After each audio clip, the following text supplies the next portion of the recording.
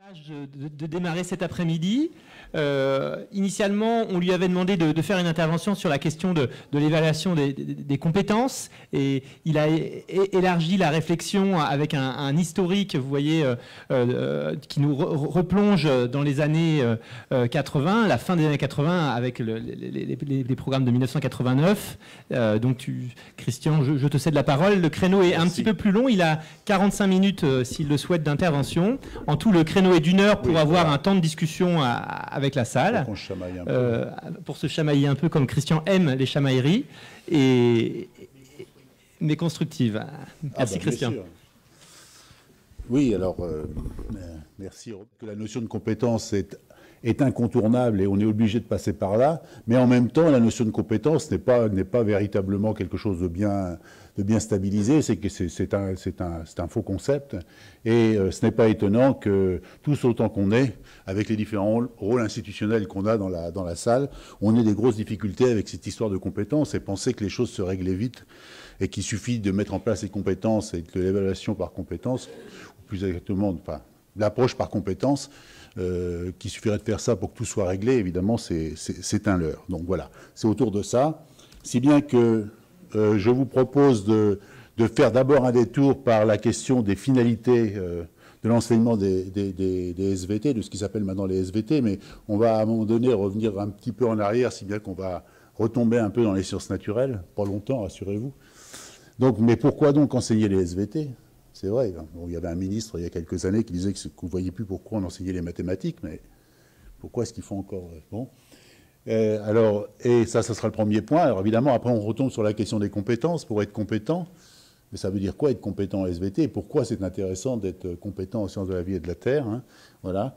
Et parmi le dernier point que je voulais aborder avec vous, c'est que parmi les différents éléments, on le verra, qui apparaissent évidemment dans la justification de notre discipline, mais pratiquement toutes les disciplines, puisque c'est quasiment un passage obligé, c'est la formation du citoyen. Et on peut se demander si quelquefois on n'est pas passé de la formation du citoyen à la formation à la vie quotidienne de l'individu. Voilà. Ça, c'était juste pour mettre un peu d'ambiance en fin d'intervention. Alors, pourquoi enseigner les SVT? Alors, je vous propose d'abord alors, il fallait que je commence à un endroit, que je récupère les documents que je pouvais avoir.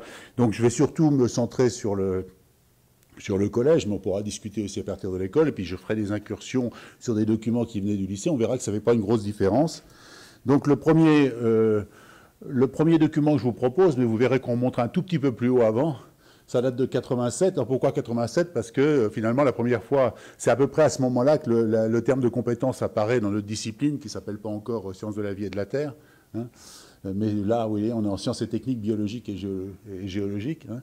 Et donc, mais là, dans ce texte-là, il n'y a pas de compétences, mais on donne pour le lycée un certain nombre d'éléments sur ce que peuvent être ce que peuvent être en quelque sorte les finalités, hein, de cette discipline. Hein. Donc, préoccupations individuelles et sociales, domaine de la vie et de la santé, de l'utilisation des ressources et de planètes, hein, etc. On voit bien pourquoi, et on a besoin de justifier sans ces techniques biologiques et géologiques, terme qui vient d'être en quelque sorte créé. Hein.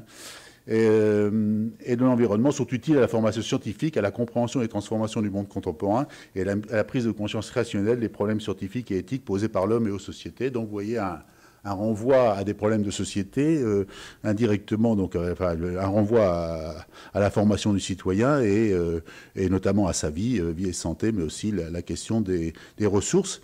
Et je passe rapidement, mais un petit peu plus tard, donc 10 ans plus tard, quand on regarde les programmes du cycle central du collège, on va retrouver à peu près la même chose, c'est-à-dire, je peux même, voilà, on va retrouver, on va dire des objectifs qui sont des objectifs, mais ça vous le savez bien, tout ce que je vais vous dire là rapidement, qui sont des objectifs de connaissances scientifiques, à premier niveau de compréhension des fonctions des êtres vivants et du fonctionnement de la planète, et avec une double perspective d'éducation à la santé et de l'environnement. Hein. Ça, c'est un premier point. Donc, on a des connaissances scientifiques, c'est lié déjà donc, à des éducations A, mais en même temps, toujours dans le même programme, la mise en avant de la pensée expérimentale. Alors, des fois, on a parlé de démarche. Enfin, bon, on ne va pas faire le tour de toutes les formulations qu'il y a pu y avoir, mais là, on parle de mode de pensée expérimentale avec formulation de problèmes, hypothèses, etc. Et puis, toujours dans ces mêmes programmes de cycle central 97 du collège, l'intervention d'une sorte de domaine transversal, domaine de l'expression, et la responsabilité, la santé, l'environnement qui est remise en avant. Là, on va retrouver entre, si vous voulez, sur ce que je vous ai montré, ce que je voulais vous montrer, c'est qu'entre 87 et 97, on avait beau au début parler de lycée et maintenant de collège, on retrouve les mêmes éléments, les mêmes arguments pour pointer les finalités de notre enseignement. Voilà. On peut encore aller un petit peu plus loin et s'apercevoir qu'on va retrouver la même chose dans les programmes du collège de 2008, à quelque chose près. Hein. Comprendre le monde, mais cette fois-ci, on ne parle plus de méthode d'expérience expérimentale, mais de démarche d'investigation. Cette démarche d'investigation, ça reprend des éléments qui ont été dits ce matin, notamment par Corinne Marlot, n'est plus forcément un objectif en soi, mais un moyen. Et c'est vrai qu'on passe de l'un à l'autre, enfin je ne vais pas faire tout l'historique, mais il y a une ambiguïté qui peut se créer autour de ça. Est-ce qu'on doit former la démarche expérimentale, à la démarche d'investigation, pardon, ou est-ce qu'on doit former par la démarche d'investigation? Là, apparemment, on s'appuie sur une démarche d'investigation, l'esprit critique, ça va de soi, et puis on retrouve donc l'éducation à la responsabilité, hein, avec les éducations à la santé, etc. Bon. Donc voilà Donc, dans un premier temps, sur ces 20 ans que j'ai passé rapidement en revue, et si je m'intéresse aux visées de notre enseignement, on s'aperçoit finalement qu'il y a une certaine stabilité des visées annoncées, hein, comprendre et expliquer le monde, dans le domaine évidemment des sciences de la vie et de la Terre, former les futurs citoyens, et on fait référence à la santé, et on doit former à et par une démarche. Et évidemment, et on s'aperçoit d'une certaine façon que les deux derniers points prennent de plus en plus d'importance, hein, au fur et à mesure que l'on avance dans le temps. On y reviendra tout à l'heure. Alors, vous allez me dire, donc une stabilité sur 20 ans, tout va bien, une cohérence verticale, non, une cohérence historique des visées sur notre discipline. Alors, on revient un tout petit peu en arrière, voilà, et on revient aux instructions du 1er février 54, mais qui étaient encore dans les programmes au début des années 80. Enfin, je veux dire, ils étaient inclus dans les petits manuels, qui, bon, c'était pas sous forme numérique, hein, on achetait ça au CRDP, hein, voilà. Alors, je vous la fais brève, mais en gros, là, on est en train de discuter sur les différentes méthodes d'enseignement, on dirait maintenant au collège et au lycée, au premier cycle et au second cycle, et on parle de la méthode dogmatique, de la méthode historique, et puis de la méthode de la redécouverte, et on met en avant l'importance de la méthode de la redécouverte, hein, à la fois pour le premier cycle, ce qui semble aller de soi d'après le texte, mais aussi dans le second cycle et jusqu'au lycée, et ça se termine par, même si c'est un peu gribouillé, c'est le style d'enquête et de redécouverte. Alors, vous voyez qu'on était déjà on était pratiquement déjà sur l'investigation, hein. Ou de redécouverte permet mieux que tout autre, donc en 54, d'atteindre ça avait été défini en 52 d'ailleurs, d'atteindre les deux buts essentiels de l'enseignement des sciences naturelles: instruire, en faisant acquérir des connaissances indispensables, apprendre par ailleurs à poser et analyser les problèmes, à rechercher leurs solutions, et de ce fait former l'esprit, développer l'intelligence. Donc, on revient un petit peu cette fois-ci, on est revenu. On a remonté de quelques années avant, et ce qui sort, évidemment, c'est toujours former, enfin, je veux dire, instruire, mais cette fois-ci, on a déjà la question des problèmes qui est là, mais c'est développer l'intelligence. Je pose un autre point en restant au niveau du lycée, et je mets en comparaison, pour voir à peu près à quel moment se fait la rupture, la définition des sujets du bac depuis 1968, alors toujours dans notre discipline, hein, au départ évidemment c'est en sciences naturelles, pour la plupart des gens dans la salle, ce qu'il faut savoir c'est qu'avant 68, les sujets au bac en sciences naturelles c'était des sujets de cours. Hein, c'est le sang, c'était... bon, voilà. À partir de 68, on a commencé à mettre en place, c'était des sujets où il y avait, on mettait les élèves devant des problèmes, en fait. Hein. Et donc, en 68, les sujets proposés feront appel moins à la mémoire qu'à l'intelligence. Après, on est un petit peu plus revenu en arrière parce qu'il y a eu un certain nombre de soucis, parce que, enfin bon, je ne vais pas rentrer dans les détails, mais c'était finalement ces élèves qui travaillaient bien et qui avaient bien, bon, c'était dommage de les pénaliser trop, même s'ils avaient quelques difficultés avec... Donc, en 83, il est demandé des sujets faisant appel de manière équilibrée à la mémoire et à l'intelligence. Donc jusque-là, vous voyez, on est sur un diptyque, notre discipline, si on voit ça par finalement l'élément terminal qui est le sujet du bac, hein, on est sur un diptyque qui consiste à apprendre des savoirs, apparemment c'est renvoyé à la mémoire ici, hein, et puis former à l'intelligence, puisqu'il va falloir aussi évaluer en quelque sorte cette intelligence. Hein. Et en 89, on veillera à l'équilibre sur l'ensemble du sujet de la part accordée dans la notation aux connaissances scientifiques et aux objectifs méthodologiques. Donc vous voyez, voilà, dans les années 80, il y a une bascule qui se passe, c'est-à-dire que ce qui était l'apprentissage, alors je vais continuer à dire SVT, même si ça a changé de nom tout le temps, et je ne vais pas à chaque fois... mais l'apprentissage dans notre discipline était censé à la fois, évidemment, faire apprendre des choses dans notre discipline, mais former à l'intelligence. Là, on commence à mettre en avant un certain nombre d'éléments qui progressivement vont renvoyer à des référentiels, vont renvoyer à des compétences. Hein. Ici, c'est les objectifs méthodologiques. Et ce qu'il faut voir aussi, c'est que...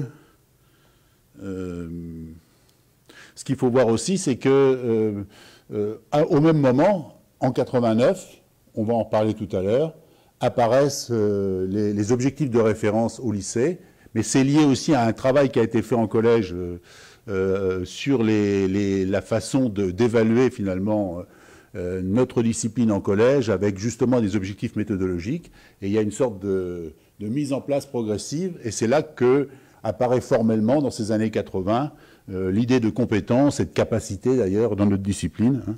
Donc d'une certaine façon, on avance par rapport à un certain nombre d'autres disciplines, et ce n'est pas sans influence, de mon point de vue, avec la façon dont, évidemment, lorsque l'ordre des compétences ou de l'approche par compétence va arriver, ben, la façon dont ça va être pris en charge. Alors, si je résumer parce que... Donc, d'une certaine façon, ce que je voulais vous montrer dans ce premier point, c'est que pour échapper à l'image d'une discipline où il suffirait de mémoriser, parce que je pense que ça a toujours été quelque chose qui a marqué notre discipline, et encore peut-être aujourd'hui, il est nécessaire d'affirmer la valeur formatrice et éducative de la discipline, mais la référence au développement de l'intelligence ne suffit pas ou ne suffit plus. Alors, il faut quand même bien voir ce que c'est qu'une discipline. Le terme de discipline apparaît au tournant du 19e et du 20e siècle. Pas discipline, faire la police dans la classe, la discipline scolaire. Parce qu'une discipline, c'est quelque chose qui est censé discipliner l'esprit. Et si la discipline apparaît à ce moment-là, c'est parce qu'on est dans le secondaire, dans l'enseignement secondaire, qui est encore séparé de l'enseignement primaire, même supérieur. Hein. C'est parce qu'on a besoin de dépasser une simple réflexion de formation en termes d'humanité. Et donc, est-ce qu'il n'y a que les humanités pour former l'esprit, ou est-ce qu'il ne faut pas autre chose? Est-ce qu'il ne faut pas introduire les sciences? Est-ce qu'il ne faut pas introduire... Voilà. Et c'est là où les disciplines apparaissent. Donc, d'une certaine façon, discipline veut dire discipliner l'esprit. Discipline veut dire former l'esprit. Discipline veut dire former l'intelligence. Mais à un moment donné, ça reste... comment est-ce que le fait de faire des sciences naturelles permet de développer l'intelligence? Comment est-ce qu'on peut aller plus loin? Comment on peut évaluer tout ça? Et c'est là où on arrive aux différentes problématiques, des questionnements sur les sujets du bac, mais aussi sur ce qui va apparaître comme étant les objectifs de référence dont on va parler dans un petit moment, donc en 89. Donc, mise en avant, du coup, hein, dans les années 80, des apprentissages transversaux, mais ça y c'est déjà dans les années 50, puisque c'était bien dit que le professeur de sciences naturelles était aussi un professeur de français. Hein, de la formation citoyenne et du développement à l'esprit critique, hein, et des objectifs méthodologiques qu'on a vu apparaître. avec la question des démarches, avec les questions des démarches, des méthodes, de l'expérimental, scientifique, démarches, méthodes, moyens, buts, enfin, etc. Voilà. Bon, alors pour faire plaisir quand même à Guy, j'ai cité, je me suis permis de le citer, voilà, dans ce remarquable livre qui est paru en 2012. Voilà, donc comme il dit, alors vous voyez, donc on tombe dans le problème de comment on a toute cette chose, effectivement. Enfin, à la fois, il y a une nécessité sociale de dire que notre discipline sert à tout ça, et en même temps, il faut évidemment se débrouiller pour pouvoir à la fois former à ça et évaluer à ça. Hein. Et donc, bon, comme le dit Guy, évidemment, donc on arrive, dans les années 80, on est encore marqué par la pédagogie par objectif. C'est arrivé un peu tard en France, mais bon. Et malgré les critiques qu'il y avait eu par les premières recherches en didactique, enfin je ne vais pas vous... Voilà. Et donc évidemment, comme dit Guy, former les objectifs pour l'enseignement des sciences biologiques peut sembler évident, hein, une platitude, mais évidemment après, se fixer pour seul but l'explicite la mémorisation des faits, ça ne peut pas aller, effectivement, mais comme il dit aussi, après, bon, une fois qu'on a dit ça, comment on se débrouille? Alors comment on se débrouille? C'est là où apparaissent donc la question des compétences. C'est là où, évidemment, on va se poser la question pas uniquement en termes de mémorisation. Intelligence, ça devenait trop large et ça ne permettait pas de spécifier, parce qu'évidemment, vous doutez bien que toutes les disciplines revendiquent de rendre les élèves intelligents, sinon, bon, ils ne pourraient pas exister socialement. Mais alors voilà, qu'est-ce que ça veut dire finalement cette compétence? Et donc là, à partir des années 80, il a fallu préciser ce que voulait dire être... Enfin, on pourrait traduire ça maintenant, il ne posait pas forcément ces termes-là, mais ce que voulait dire être compétent en SVT, même si SVT n'était pas encore là. Alors, donc, comme je le voulais annoncer tout à l'heure, en 89, après tout ce travail qui avait été fait au collège, etc., mais il y a une réforme du lycée, des programmes de lycée, en accompagnant tout ça, apparaît un ouvrage qui s'appelle d'accompagnement, qui s'appelle les objectifs de référence. Voilà, pardon. Des objectifs de référence en classe de seconde, et puis après il y en aura pour les classes de première et de terminale. Bon. Et il y a 4 grandes rubriques de compétences qui sont des compétences méthodologiques, parce que finalement les compétences apparaissent. Alors il y a des différences entre capacités, bon, mais je ne vais pas rentrer dans les détails, parce que ça prend les choses un peu à l'envers par rapport à ce qu'on a fait par la suite. Mais des 4 compétences méthodologiques de savoir-faire: pratiquer les raisonnements scientifiques, réaliser techniquement, communiquer, maîtriser les connaissances. Donc les connaissances, en quelque sorte, sont la question des connaissances biologiques et géologiques sont réinjectées dans les compétences de méthodologique et savoir-faire par la 4e rubrique.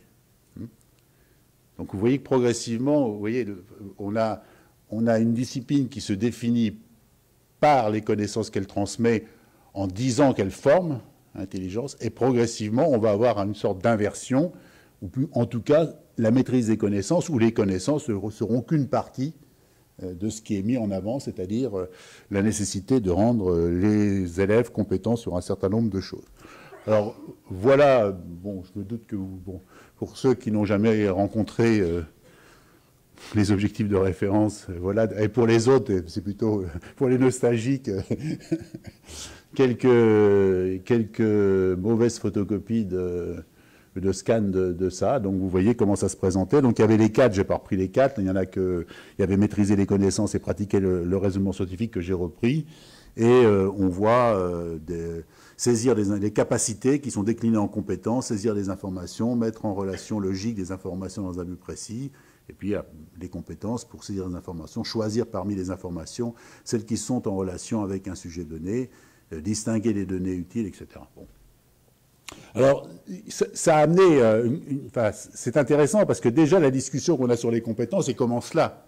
Parce qu'à la fois, on voit l'intérêt de dire il ne s'agit pas simplement d'apprendre par cœur des connaissances en SVT, il faut former un certain nombre de choses, mais en même temps, on voit l'énorme difficulté qu'on a à définir ces compétences. Être compétent en quoi? Parce que il n'échappe à personne dans la salle que choisir parmi les interventions celles qui sont en relation avec un sujet donné, c'est tellement énorme comme compétence que c'est quasiment pas évaluable, par exemple, en SVT. C'est-à-dire que ça, c'est aussi valable sur un terrain de foot. D'accord? Mais il est possible que celui qui sera évalué positivement sur un terrain de foot pour ça, il est possible qu'il ne soit pas évalué positivement en SVT. Alors comment se fait-il? Donc qu'est-ce que ça veut dire qu'évaluer en SVT cette compétence? Alors bien sûr, dès le début, il est bien mis que ça doit être croisé avec les différents domaines et que finalement, ce n'est pas la même chose de faire ça en 6e, puisque ce n'est pas les mêmes sujets qui sont étudiés, et puis de faire ça en terminale. Mais ça complique encore plus l'affaire. Parce que si ce n'est pas la même chose, si au cours de mon année, ce n'est pas les mêmes sujets que je travaille avec mes élèves qui sont en terminale ou qui sont en 6e, ils peuvent très bien être évalués positivement pour A1, mais vous pouvez mettre ce que vous voulez derrière comme lettre, hein, pour A1 au début d'année et pas à la fin de l'année, non pas parce qu'ils n'auront rien appris, mais parce que le sujet, le domaine qu'on travaille avec eux, fait que là, ils ont du mal à la fin de l'année à saisir les informations pertinentes, alors qu'au début, ils n'avaient pas de difficulté. Et là, on tombe dans le problème, j'allais dire, sur lequel on se débat depuis un bon moment, et on n'a jamais réussi à s'en dépatouiller, y compris lorsque... pardon. Oui, pardon. Y compris lorsque donc ça arrive au collège avec I, Ra, Re, C, là, voilà. Hein, donc s'informer, raisonner, réaliser, où il faut les mettre des croix ou des couleurs pour les élèves. Les enseignants faisaient l'effort de suivre les élèves, font toujours l'effort de suivre les élèves le mieux possible, mais avec des choses bizarres, puisque quelqu'un qui était capable de raisonner en début d'année pouvait ne plus l'être à la fin de l'année. C'était pas parce qu'il avait régressé, mais parce qu'on n'était pas sur le même domaine. Voilà. Donc c'est ça je pense qu'on est là au cœur de la question. Alors on va voir comment les choses évoluent, on va voir comment la réflexion a évolué, mais au bout du compte, on est là au cœur, à mon avis, de la difficulté à préciser pour notre discipline ses compétences et finalement à définir ce que ça veut dire être compétent en sciences de la vie et de la Terre. Alors, donc là, on revient au collège, en seconde. Ces différents grands types qui devaient scander finalement n'importe quelle situation qu'on mettait en place avec les élèves, il y avait même des fiches d'activité, enfin bon, je ne sais pas. Bon, voilà, ça a été repris dans les programmes avec des positionnements divers. Pendant un moment, c'était véritablement mis comme des compétences. Et puis après, alors je ne sais pas si vous allez y voir quelque chose, mais on s'est aperçu que ce n'était pas représenté de la même façon en 6e et en 5e, parce qu'il y avait eu un an entre les deux et que la réflexion avait mûri. Alors, quand je dis tout ça, vous comprenez bien, ce que je veux vous montrer, c'est qu'on est sur un problème fondamental. C'est-à-dire que ce n'est pas étonnant qu'on n'y arrive pas. C'est très compliqué, cette affaire-là. Et là, voilà ce qu'on peut trouver pour les 5e, enfin pour le cycle central. Et on s'aperçoit de quelque chose qui est une autre difficulté qu'on va rencontrer et dont on ne s'est toujours pas sorti. C'est que, vous voyez, les I, R, E, voilà, vous voyez ça. Ben, c'est plus dans compétences, là. C'est dans exemple d'activité. Mais en revanche, les compétences ont été précisées par rapport au domaine. Hein, si vous voyez, si on compare à ça. Mais alors, là, il y a une deuxième difficulté qu'on rencontre, c'est que on ne sait plus trop si il s'agit de définir ce qu'il faut faire avec les élèves dans la classe ou ce qu'il faut évaluer. Parce qu'au bout du compte, on peut prendre ça par les deux bouts. Regardez ici dans ce qui est mis comme compétence. Compléter un schéma en indiquant les entrées et les sorties au niveau d'un organe. Bon, est-ce que ça, c'est ce qu'il faut faire dans la classe ou c'est ce qu'il faut évaluer? Si c'est ce qu'il faut évaluer, en quoi est-ce différent de ce que faisait le prof de SVT 10 ans avant? Bon, vous comprenez bien à quoi je joue, hein, j'essaye de... Je tournicote juste pour la discussion. Et puis de l'autre côté, finalement, on a bien récupéré IRE, comme je vous le disais, mais on l'a récupéré uniquement pour dire, ben, cette activité-là qu'on propose, exemple d'activité, eh bien, elle est plutôt vers telle ou telle compétence. Mais du coup, ça crée encore la confusion parce qu'on ne sait pas si finalement ces compétences sont dirigées pour définir ce qu'on doit faire dans la classe ou si elles sont dirigées pour définir ce qu'on doit évaluer, à tel point qu'on s'est retrouvé, alors je ne sais pas, mais à un certain moment, on va dire dans les années 80, les années 90, devant le fait que, ça peut être encore le cas maintenant, mais à chaque fois que l'on proposait quelque chose à faire aux élèves, en même temps on les évaluait. Évaluation formative. Hein. Donc l'honneur est sauf. Mais c'est-à-dire que pendant un moment, on a plus su distinguer les situations d'évaluation formative des situations d'apprentissage.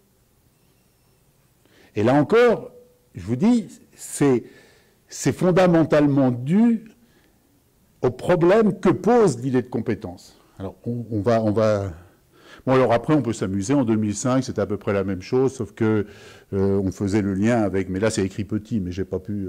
mais sauf qu'on avait changé, c'est-à-dire qu'on avait mis les exemples d'activités à droite. Bon, hein, on va pas... Voilà. Et en 2008, alors cette fois-ci, RA, RE, etc. a disparu, mais on a le même schéma. Hein.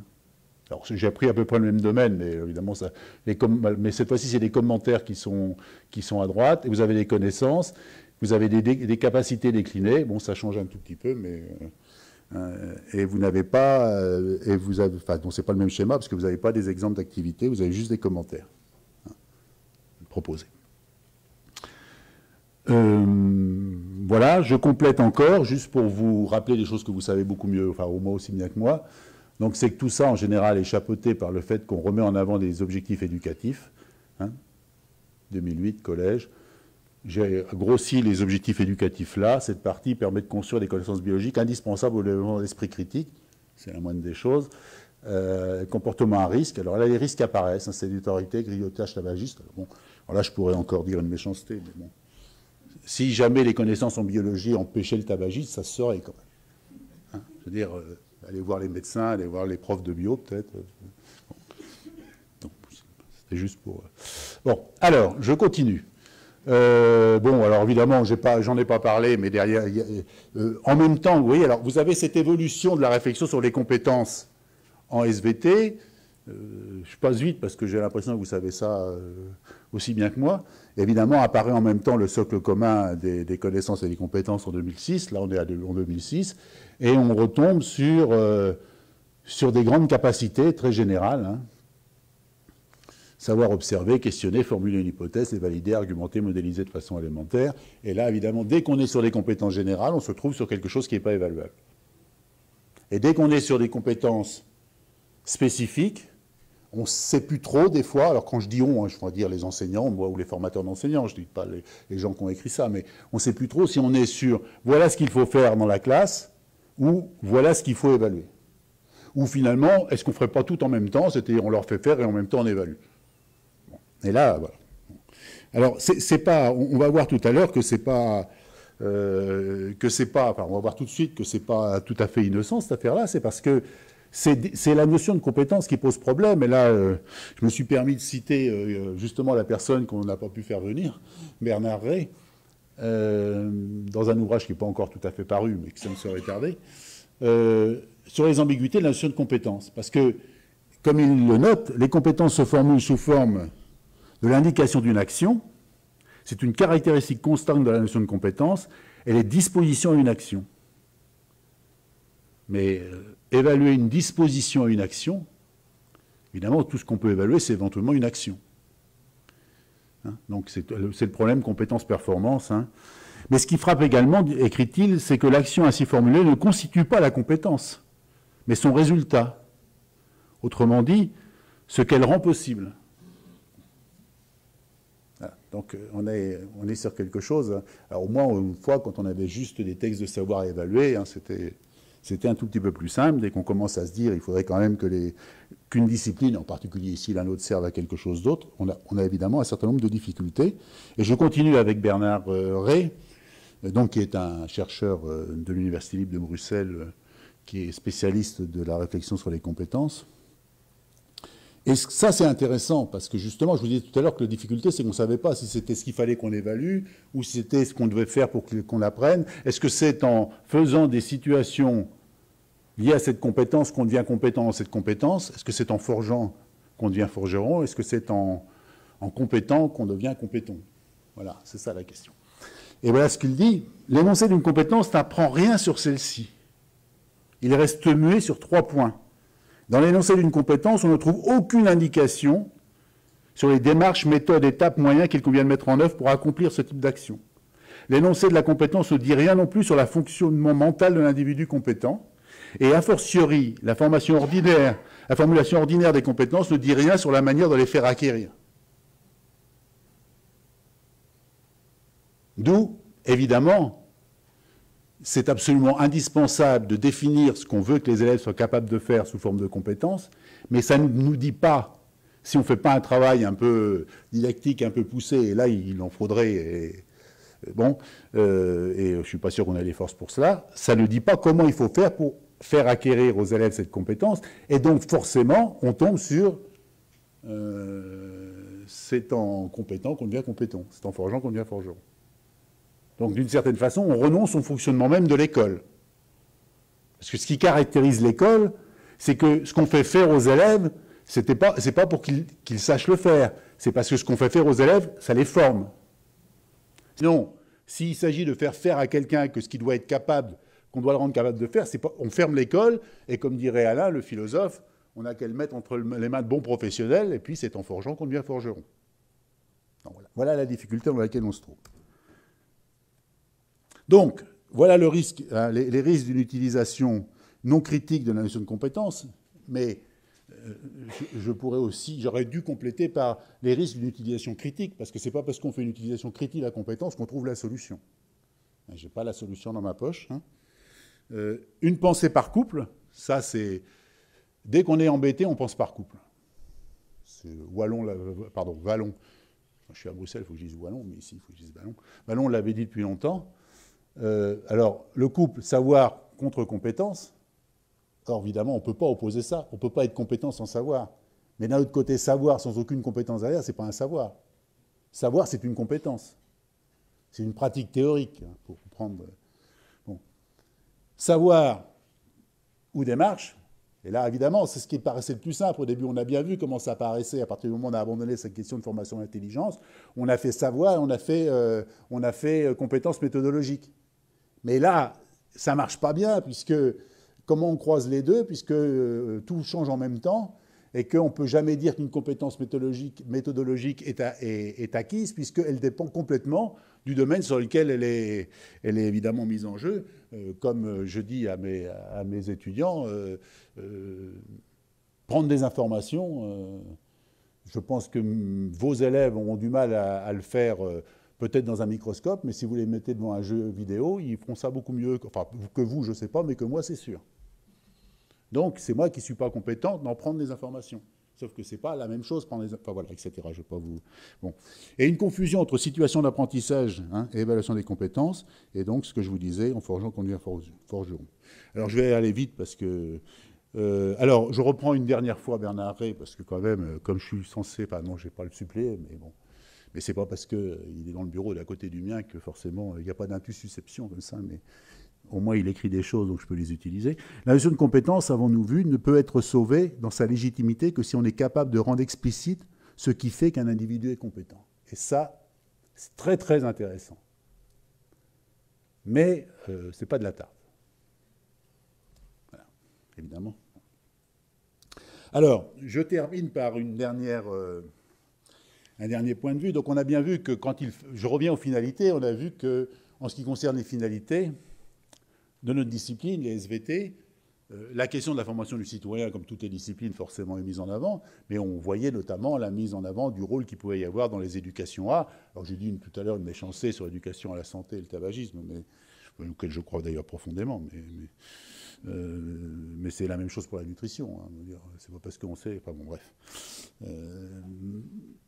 Mais je pense qu'il y a actuellement, c'est un travail qui a été fait notamment par Denise Orange Ravachol, que j'ai un peu contribué, mais c'est qu'il y a un risque actuellement de mettre véritablement en avant, j'allais dire, cette fonction sociale de notre discipline et au bout du compte, d'aller plutôt vers la formation à la vie quotidienne de l'individu que vers la formation scientifique et ce que nous, on a appelé l'anthropisation des savoirs, c'est-à-dire que qu'est-ce qu'on gagne, d'accord, mais qu'est-ce qu'on perd d'autre part. Alors, je prendrai que quelques exemples.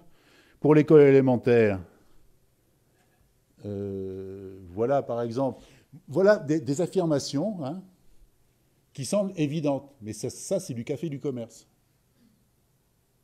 C'est-à-dire, évidemment que la progression des notions clés doit résulter de l'étude, c'est quelqu'un qui a écrit quelque chose sur les sciences maternelles et la troisième, résultat des sujets qui intéressent les élèves et qui ont un lien avec leur vie. Bah oui, bien sûr, me dirait Macrélière. Bon. Et un peu plus loin, hein, vous voyez, s'agissant des individus, l'éducation à la science les aide à développer la compréhension, la capacité à raisonner, ça on est tout à fait d'accord. Ils feront des êtres en bonne santé physique, émotionnelle, aptes à vivre de façon épanouissante. De quoi je me mêle? Non, mais c'est-à-dire que oui, j'espère que ça les aide à développer la compréhension, la capacité de raisonner, bon, peut-être les attitudes, mais après, bon, voilà. C'était juste pour... Bon.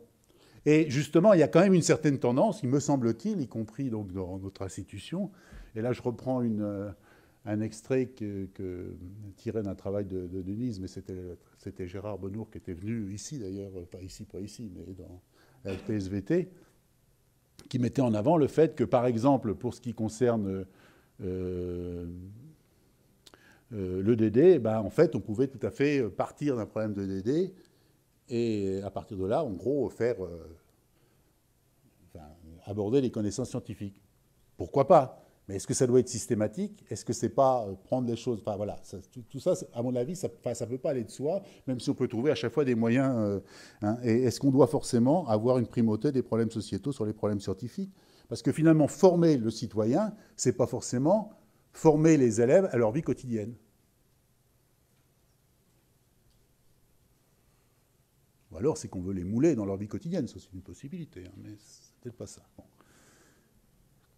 Bon, je termine quand même, parce que, puisque j'avais dit que je ferais un petit peu de provocation sur quelque chose que je trouve extraordinaire, qui sont les tâches complexes. Alors évidemment, c'est un lien avec PISA. Je vois bien, hein, je ne suis pas complètement innocent. Mais qui, la plupart du temps... Alors, là, j'ai pris un exemple qui est tiré d'un site officiel, hein, d'une académie. Hein, est une sorte de traduction d'un problème qu'on a toujours posé, ou qu'on a pu toujours poser à des élèves, mais en faisant mine que ça soit la vie quotidienne. Alors là, c'est pas monsieur, comment ça s'appelle, Chipot qui fait du barbecue, mais bon, on pourrait poser le problème en dehors de ça. Est-ce que ça en fait une tâche complexe?